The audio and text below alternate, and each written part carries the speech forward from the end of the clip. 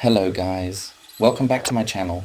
This is my third video showcasing the amazing Deadpool and Wolverine 3D prints. For those who are new here, I'm Ivy Nazaire Remulla. I'm an artist, jewelry designer, goldsmith, and 3D designer.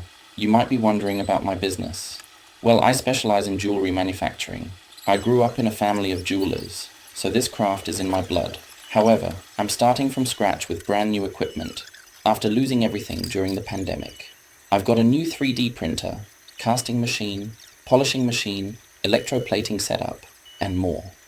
The only thing that survived from the past is my trusty, handheld electric engraver.